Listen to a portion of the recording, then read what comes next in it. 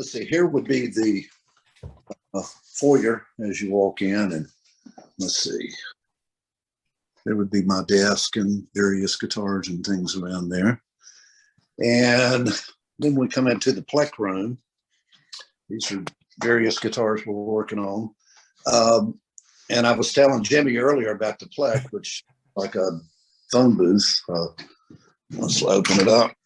And that's incredible. Yeah, it is. I love this machine.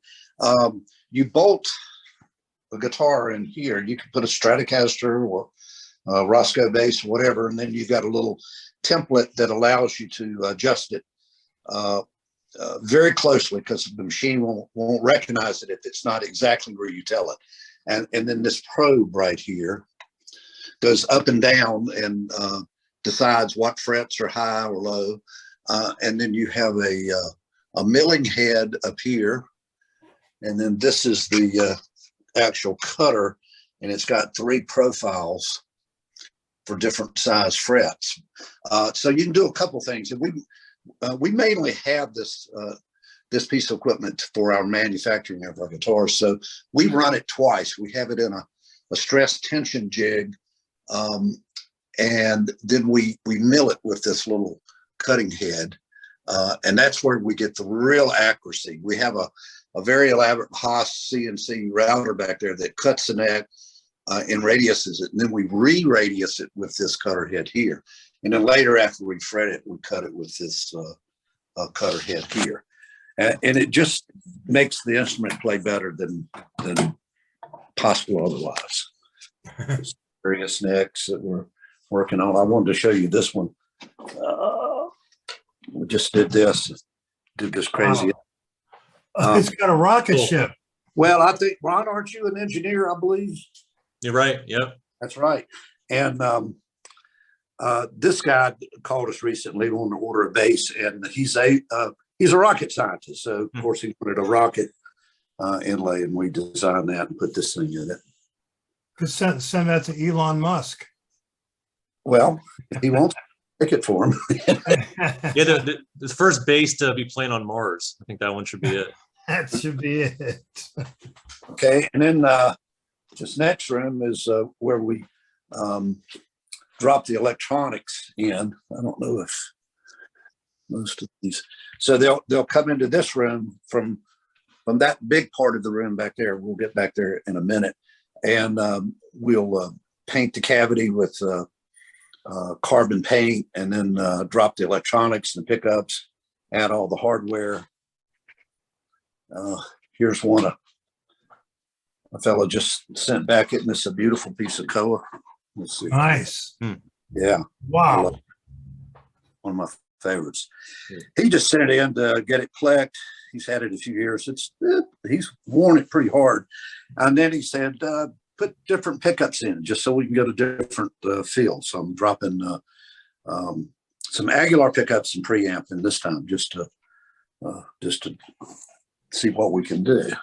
Okay, so that's what happens in this room. And then you've got drawers, pickups and preamps and this type of stuff, just mountains of this.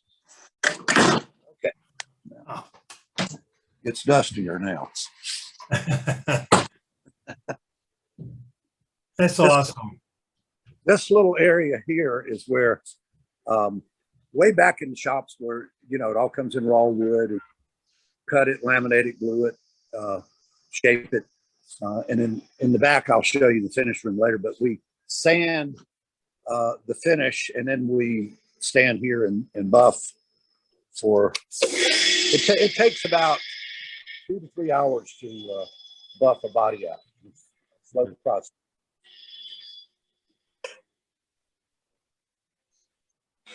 Lots of necks and bodies and holding patterns. Lots of them. Oh boy. Oh boy. This is where Kyle and we have a new guy, David, do the fretting. They just press the frets in right there. Here's a batch of them there. They've just finished. This one is still got to be fretted. Let's see. These are our exotic woods. You can see all the quilted maples. Yeah, there's some fret jobs. It's beautiful. This is a collection of exotic woods that I've been working on for 40 years. I'll be kind of exiting things in the next few years, and Kyle, here he comes, is working to take over. He's doing a super job.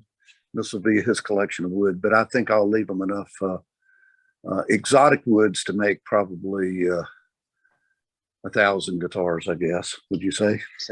Say 5 or 6,000. 5 or 6,000. Over 6,000. Woo! Yeah, and I keep buying wood all the time. That's it's a hot- important. Yeah, absolutely. Kyle actually got a haircut for this, so I did. Bob cut it. Okay, good. It was free. He says his girlfriend was scared to do it. Over here, where we carve nuts. There's a particular guitar we make. That's the size nut we use for that. Let's see. This I guess this because we're area here is pretty much just for making pick guards, which would be our classic. And you can see the different templates that we use. Making pick guards is a pain. I'm glad I don't have to do it. You got various little stations here for cutting it and beveling it. This is an interesting tool. I always wanted one of these.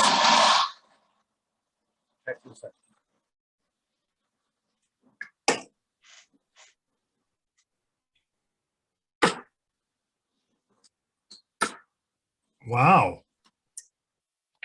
It's called a Bergmeister, and this is the littlest one I've seen. They're usually a couple thousand pounds, but that's a drill press.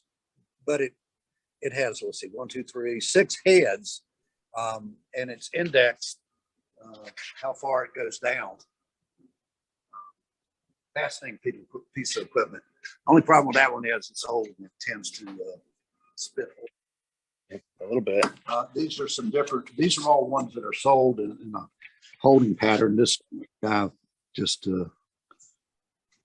called me, emailed me this morning, wanted to know if it was done, and I just checked it out. I still got to spray the headstock in it. That's an LG 3005, similar to, but it's a right-handed one and a tobacco sunburst instead of yellow. If it didn't have the burst, it would be real similar. Here's a couple that we just started. Now these have just the sealer. You don't see much build on it. That's a box elder burl, swamp ash body. This is they call it the most beautiful burl in the world, and I always wonder who makes the call. I don't disagree, but beautiful. Some of these are in prep to be finished. That's a Buckeye burl, and the customer wants it shaded a little bit dark on the edge there. This one goes with the rocket ship guitar, I believe. Oh, great. Yeah, and it's going to get like a purple burst on the edge, so I'm going for that. More. That's incredible. That's Koa. Those are totally different, but that's Koa. This is the Binga, and that's Koa. So you got 3 different looks there. Beautiful wood. Yeah. On that. That is a walnut burl. Beautiful walnut. Beautiful. The light's kind of bad on that. Yeah, this can be hard to see. This piece of walnut burl is for Australia, and it's just killer. And it's got a roasted mahogany body. Okay, let's see. Planers and joiners, just like a cabinet shop. The biggest difference, the actual heads on these things are helical, so they don't rip the grain out on the exotic woods. 16-inch joiner, 16-inch planer. They have, I think that the joiner here has 156 blades, and I think the planer has 160 something blades. So it's a big ordeal when you have to replace the blades on those. Yeah, I'll tell you that one. Here's another hole in it. Was a special tree. Yeah, Wow. show 'em. And it's got a Oh, Magic wow. back. Look at the back. Jeez, that's incredible. And those are both the same slab. So that's the top cut off the slab, and then the back is the next slice off it. So they match. That's great. that's antique yellow, kind of like yours, Jimmy. A little different shape. Oh, yeah, that's beautiful. That's a flame.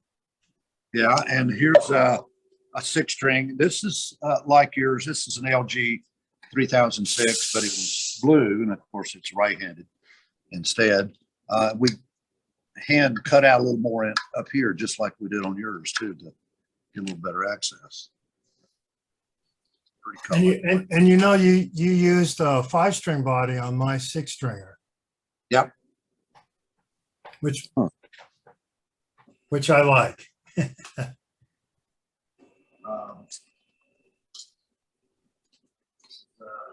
Bandsaw, let me hold this and you can show them, Kyle. I think you wanted to. Yeah, This so is I was going to show you guys the process of how a neck starts to when it's finished and he has it to paint. And so when you guys, well, we don't make them to order. We make them in stock. And then when you order it, I go to a shelf and grab it. But when I make necks, I make them in this big master block. And so that's the maple and the Purple Heart and the maple. And there's a different one, a different block you make for the signature necks with the wingy on the outside and the standard necks with the maple core.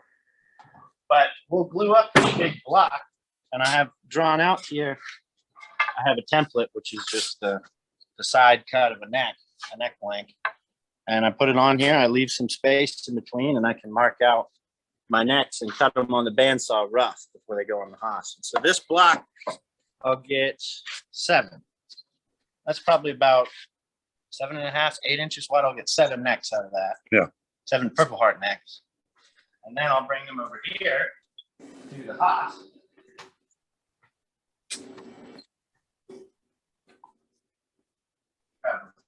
It's like magic.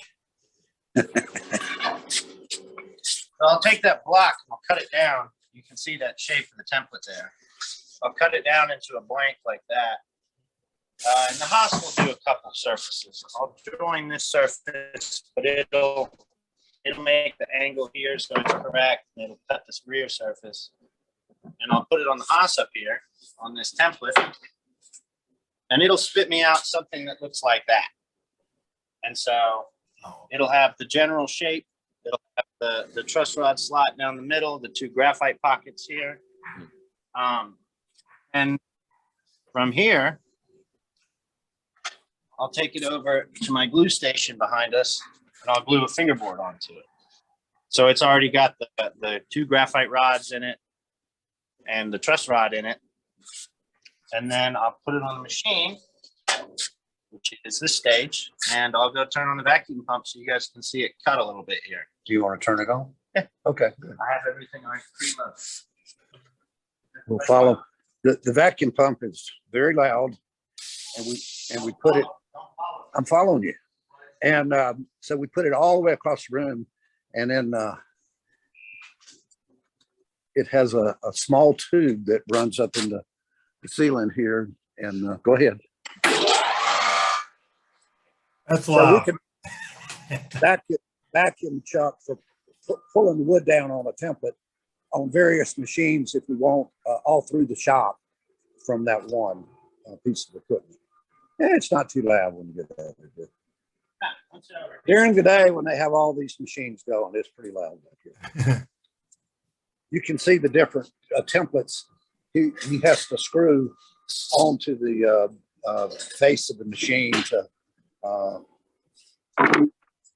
hold down the piece of wood. It forms a vacuum. takes a lot of time to program and make all these jigs. It's that's incredible. Yeah.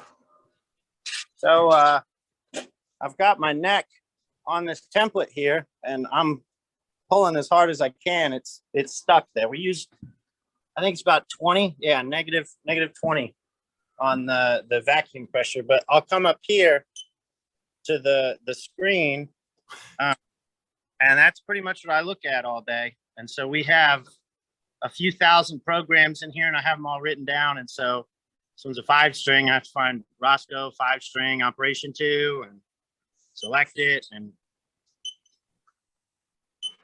come on, go to memory and run an on-screen program, and it'll show me everything that it's about to cut before I cut it.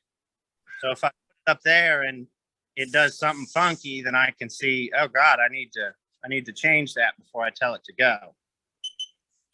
But I can come in here and I can type a code, and then I can pick certain things. So that'll radius the fingerboard, and then this one will do the long fret slots. And then if it was a signature, I could turn that long fret slots off and make it do the blind fret slots. And here I can select my inlays. So I can have dot inlays down the fingerboard, or just the little swish at the 12th, or the big ovals that go down the board. And there's a million options in here. It's kind of tricky at some point.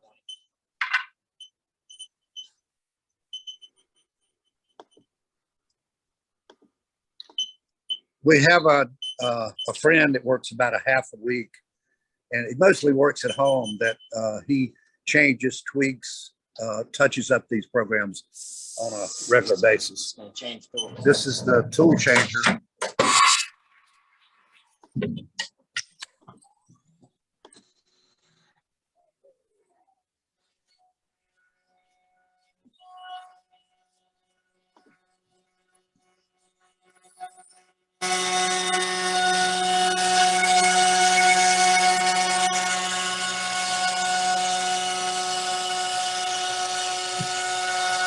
And usually when we're cutting and running this machine, these doors will be closed for safety. And Kyle knows there are certain procedures that it can dislodge, and there's certain parts where it'll cut a corner, and there will be like this, for example. When it cuts this, the bit is only as wide as my fingers. So this piece of wood out here is just floating. And then once it's fully disconnected, it likes to throw it in a direction. And you better hope if the doors are open that direction is away from you. Oh, God damn. we like to work safely, so we mostly keep that door closed. And it's generates a lot of sawdust. After a couple of days, it's full, and then you have to stop and do some housekeeping. And so I've given the Haas that. So during the day, he'll get a neck going, and then he'll come over here and start working on a body. Or so I'll give it that, and it'll do the process where it radiuses the board, does the fret slots. It'll take all this to the final shape, and then I'll flip it over, and it'll actually hog out the back here and give me 95% of my shape. So our necks are more consistent with the feeling. And then I just have to sand it from there, rather than the old way we did it, where I'd have to carve it by hand, and it would all turn out a little different, but an experienced worker could get them pretty close. But the Haas really, it's kind of doing the job of 2 to 3 people, you'd say? yeah. And so I'm over here sanding, and that thing is 2 or 3 people preparing more work for me all day, every day. And by the way, we are still looking for people, so we're not trying to replace them with robots, but we've had a challenge the last couple of years of finding guys. We lucked up into a real nice young man, David, and we wish he could be here today. He's got a successful local band. I think he's out playing somewhere or something. Oh, cool. Okay. Either that, or he and his girlfriend do rock climbing on the weekends. So Oh, wow. yeah, but he's picked things up quite well. We are really looking for a technician, someone who has a wiring and technical background. That would help us out quite a bit. You can see That's for wiring pickups and preamps and stuff, right? yes, exactly. Right. It's awesome, Keith and Kyle. Okay, You guys so- are great. What is that? This is a guitar that Kyle built. He just made a case for it here.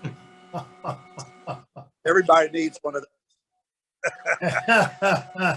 That's great. That's incredible. It does. It weighs a ton.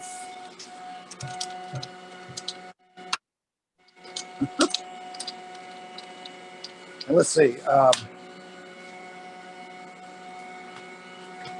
This little station right here is actually where you do most of the detailing of your bodies and necks, I think.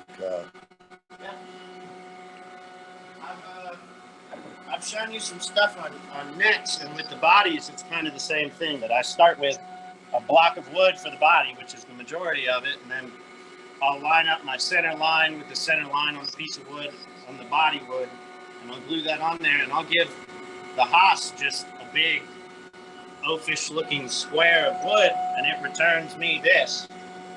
And so it'll cut the belly carve and the pockets and the recesses for the plates, the mounting holes, the neck pocket, the pickups, the bridge mounting surface.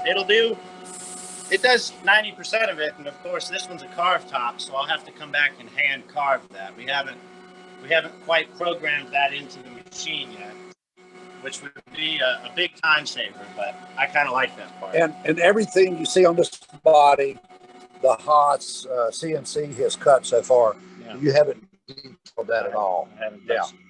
How long would it take you to detail this out at the station? 2 or 3 hours? Well, I'll have to. This one's a carved top, Uh-huh. and so that'll add like another 30 or 40 minutes to it. But if it was not a carved top, it would probably take me 45 minutes to an hour to sand. That's all? If it was a Pretty flat good. top. Yeah. But I will also have to drill all the holes, and that's a whole nother process I just don't put into it. I'll take another 20 minutes. Let's see. You want to show neck blanks over there and just what we picked from? I Or? would just go and show what we have. Okay, you want to? Let me stop this real quick. I'll make it- Okay. It's about to be stopped. So interesting.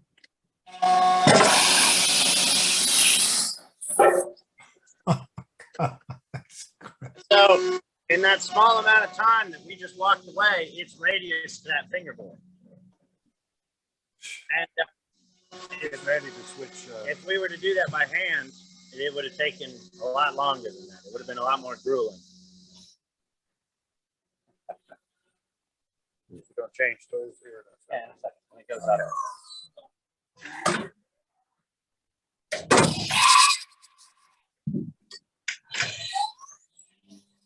What is it doing now?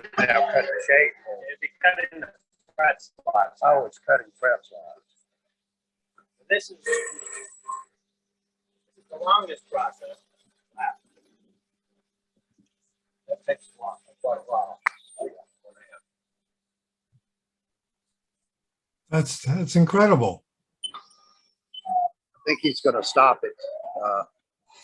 That would go on for like 10, 15 minutes, wouldn't it, Kyle? Yeah, 20 or 30. Yeah. I'm going to stop it because it'll be noisy for the rest of us watching. So it might take 6 or 7 tool changes to cut a neck or a body. Oh, yeah. And then he showed you the neck block, and then he slices the necks off, and they'll sit over here. He may go right through a block 2 or 3 times, or he may they might stack here. Some of these might sit here for 2 or 3 years before you use them. I wouldn't say that long, but yeah, I try to keep about 5 of each type. So this one is it's got a wingy core, and then this one's got a maple. And this one was kind of a one-off block with maple and I think cherry, and then purple heart. And there's other ones down here that are maple, purple heart, and then the normal custom neck, and then the signature neck. And if there's any kids watching, don't run your hand like that across wingy. You'll get splinters. Oh, and explain what this station is. This is the vacuum bag. So when we do a bent top, like on these classics, we do a bent top where we bend the top on that forearm part. I'll show you how it works. I'll put glue on there and I'll have a top that I've already pre-prepped, and I make it real thin so that it doesn't break and become too brittle. But which I actually have a funny way of making it bend. I'll show you that in a minute. But this thing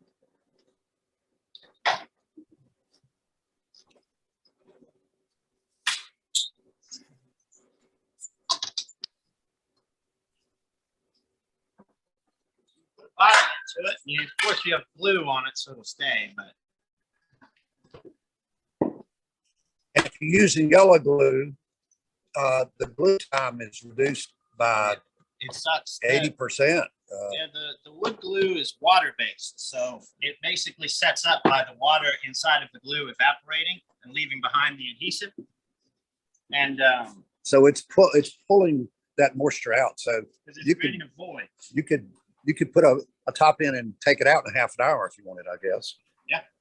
I usually leave them in longer than that, just to be sure. Because if you take it out and it's not ready, then you kind of screwed yourself. So I'll put that in there. I'll seal it up, and I come around to the back. I flip this nozzle, and it's just slowly sucking all of the air out. If you watch here, you'll see a body appear through it. At some time. There you go.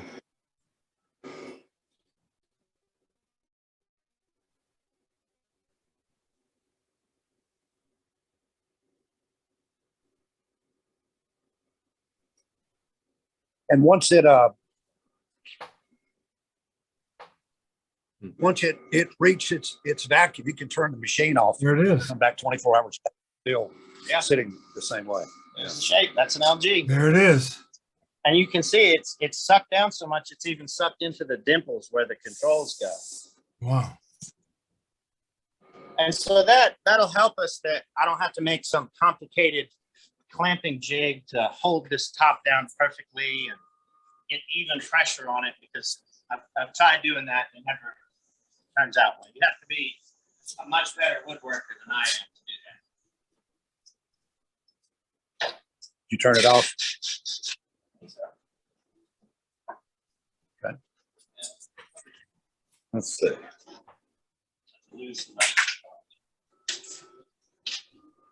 You want to show the where you glue stuff up over here, your big press? These are sanding stations that with your DA sander, hand sanding.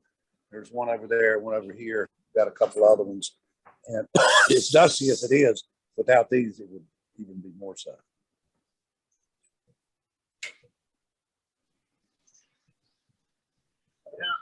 I didn't think about that. Well, I think this filter is fine. With gravity, the dust is going to fall whether it gets sucked in. In the process of putting those neck blanks and the body on and off the house with different processes, I'll bring them over here to my glue station / lunch break area, and I'll glue a top on them, or I'll glue a fingerboard on them, and I'll put them in this big clamp. How much pressure do you think this clamp is? Probably a lot. I don't know. This clamp used to be hydraulic. It had a nice little pedal. Yeah. But somebody broke it, and I never got the luxury to experience that. So I have to turn it by hand.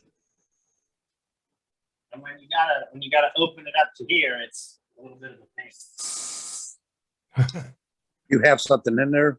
Yeah. Okay. Glued it up on Friday, so it's done.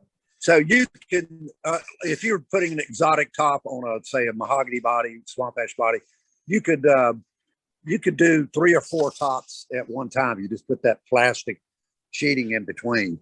It's really just the limit of how fast the glue sets up. Yeah. So if it's a real hot day and the glue sets up in 30 minutes, I can't glue up 7 or 8 No. bodies. But 2 or if 3 it's is the about middle it. of the winter, Yeah. I can glue for an hour and a half Right. if I really want to. And these are just different fingerboards that he has pre-cut and ready to go. This clamp over here is when he book matches woods Wow. like yay. And he may not use it for a week or two, and he may use it all day long for 2 or 3 days. And those are epoxy things. Yeah, that's an epoxy system there. It pre-meters it out 5 to 1. You got a slow version, a fast version, depending on if it's summertime or winter. Here's these are some Thunderbird bases Oh, wow. that we found after someone had asked for one the other day, and we looked and we ended up with 3. So Kyle's dead set on working these through. So we're going to build 3 just for the fun of it, I guess. Oh, that's fantastic. Yeah, and these were made for Hank Williams Jr.'s band. I made one for Hank, one for his guitar player, and one for his bass player. And we routed them all out because they had an area for LEDs, and we put like 200 to 300 LEDs in here with a big pack for a battery. And then they used them on a certain tour, and they coordinated when you flip a switch that have a big design that came on the body. Hanks said Bo Seep up and down the fingerboard. That's his nickname. It's a long time ago. I would say. This machine is just a bandsaw, and it's horizontal. And I'd always wanted one of these. No, this machine takes 20 minutes to set up to turn on, but you would feed a piece of wood in this side. For example, this block here, which this used to be one solid block, and I send it through and it'll cut it a lot more accurately than the normal bandsaw would into little slices. And safer. Yeah, a lot safer. And you can see the edge here where the bark was, that it follows the same shape. And so if I'm book matching a top, this isn't a top, these are guitar fingerboards, but if I'm book matching a top, then that really benefits me that my surface is already pretty smooth and flat, because the further I skim this surface down, the worse my book match becomes. So having something like this is pretty crucial with what we do. Let's show the pin router. Pin router, the old way. Yeah, and this is how we made Jimmy Haslip's bass. Here, you have templates, and the bottom part of the template is shaped like each guitar or neck. Then there's a pin that comes up, displaces that fits in the groove there. This head just goes up and down. So instead of like on the CNC, the whole thing articulating, the operator has to move this around. The piece of wood is sucked down to the template, not exactly this template, but something like that. This is how we did it for about 30 years until we had the CNC. But we'd chained a guy to this thing, and by the end of the day, he could cut 10 or 12, but he'd look like a snowman or something. He'd have fur of walk out like this. Oh my God. Cut a 12 body. You got your ass kicked. Yeah, I would say. But pretty much this is how everybody cut necks and bodies before everybody got a CNC router. And then this is a contraption I bought. It's a pantograph machine. You put one in the middle, and it'll cut one on each side, and it's completely balanced. There's usually not all this stuff on top of it. But it's now obsolete. I virtually, not only can I not sell this machine, I cannot give it away. Oh my God. And it used to be like one of my favorite machines. So it kind of breaks my heart a little bit. But Yeah. It when you use it for when you do carved tops, and so in the center here, this pin is just round, and you basically trace a plug body that's already carved there, and you would have one that you bolt down here and one on the opposite side, And then the blades are actually cutting the two outer ones. And the cool thing about it to me is that these blades cut to the right and that one over there cuts to the left. So if you try to cut one body with it, the whole machine will pull to the right or to the left, depending on which side you have it on. But if you cut two of them, they counterbalance each other because they're both trying to pull opposite directions. And it's very smooth. It's very helpful. It's an Italian machine, very well made. That's so cool. Finish ring here. And this is more woods. This is the, I guess this is the Canadian hard maple. Yeah, that's what I would make classic necks out of. That's what we make the classic neck.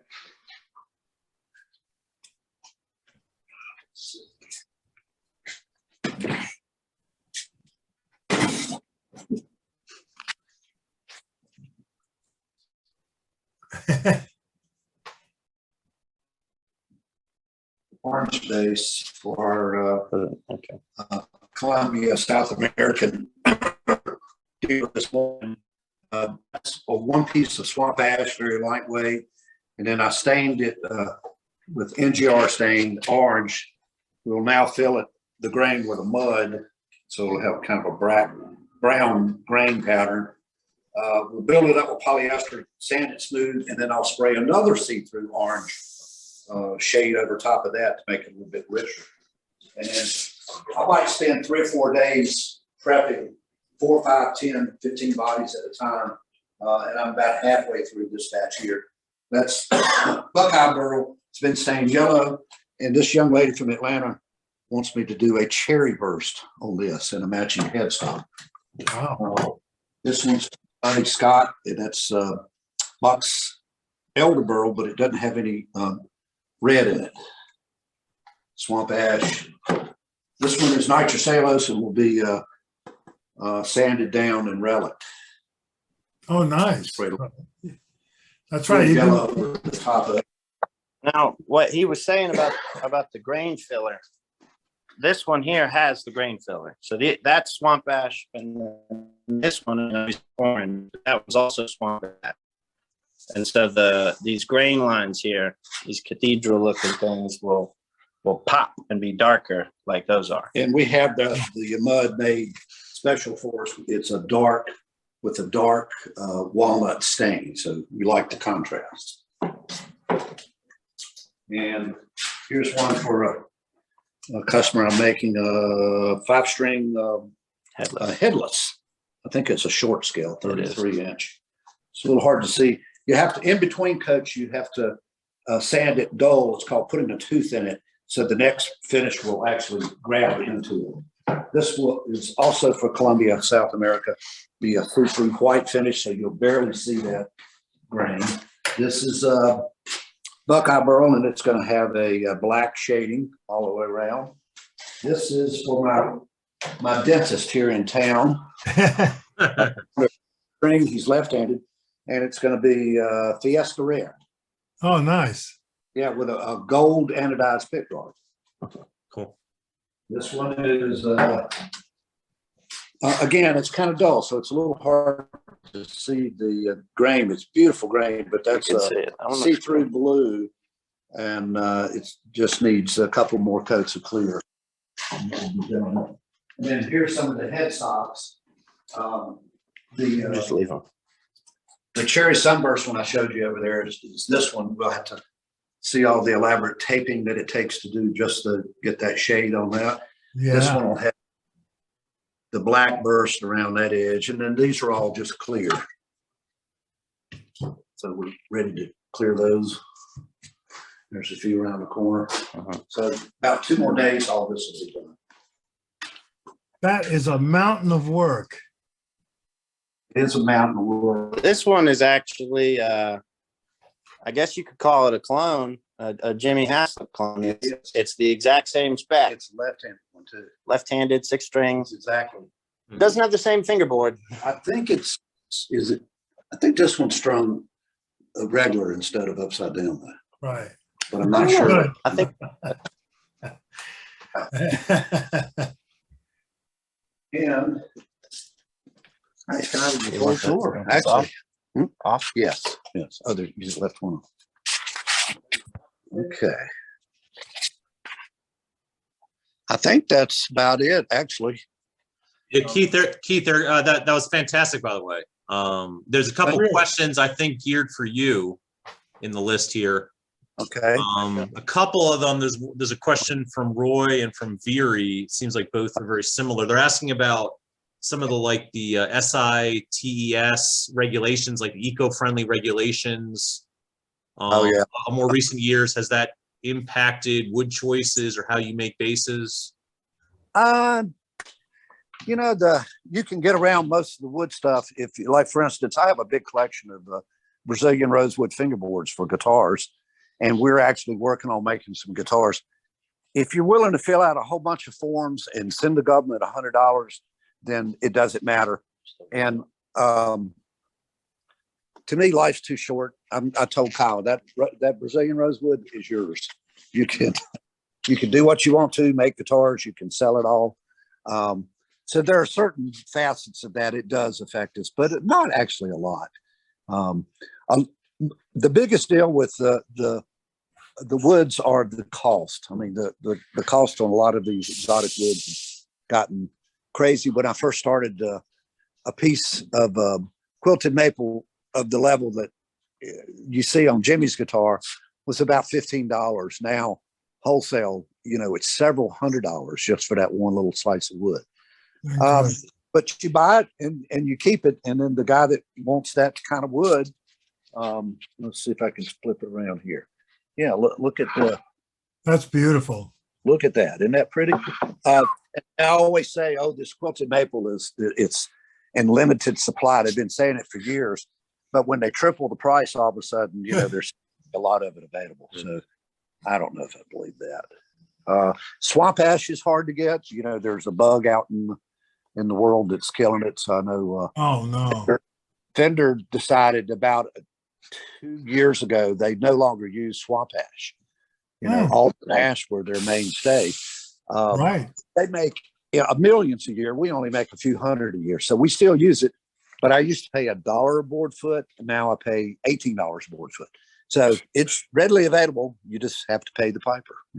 Right. That's wild. Yeah. Yeah. Well, everything's going. Look at gas. Gas, anything, everything. Everything's gone up.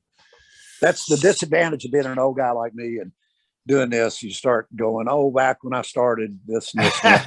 And people roll their eyes, and And Keith, can you talk about scale length on your bases, like what you recommend, or what are what are players asking for? From a 4-string up to a 6-string and beyond, or Jimmy, if you have any. It's all over the board, and that's changed over the years. Jimmy's is a 35-inch, and I know we're kind of known for our low B, and I think over attributed it to, we use that extended scale, and way back, a lot of people did not. I'd get asked to do a 34, and eventually under duress I did, and I realized, wow, this 34 sounds like 99% as good. And then we did 33s and 32s, and I found you can get a lot of good and still the low end sound with even a shorter scale like that. Yeah, there is. I'm making one that's 30-inch right now, and it's a 6-string neck, and that's not going to sound like Jimmy's bass, but he, that's what works for this player for whatever reason. And I've made I've got some on order now for people, older customers that have ailments, arm problems and whatever, and they can't play a 35 anymore, and they may want a 32 or 3. Right. So, you go with what you have to. We are coming out with a 32-inch 4-string and a 33-inch 5-string, a model that we're working on right now. Very cool. Yeah. Well, all I can say is all your instruments sound fantastic, and anybody that's interested, they should definitely scope it out. Well, thank you. You do incredible work, and this factory is incredible. So everything you're doing there. It's dusty, but I warned you, we make guitars here. So It's a prototype for what, a 32? 32-inch 4 with a flat headstock rather than the angle. Right. This 32 will be a little more cost-effective version. It's going to be like an LG flat a body with an arm cut, and then the headstock will be more like a classic. So it'll be just run out and no angles down on it. Which we make our classic, and I went into making those picking and creaming, and now I love them. I think they're great, and they sound different than the rest of our basses. And if you opened up the neck, you would find the same truss rod, the same graphite. So they should sound more similar, but they don't. So when you do a slab cut piece of maple and the headstock runs out like that, it affects the sound. So sometimes you think you got all the answers, and you change something and realize you don't even come close to having all the answers. This is all plain maples in here. Any more questions?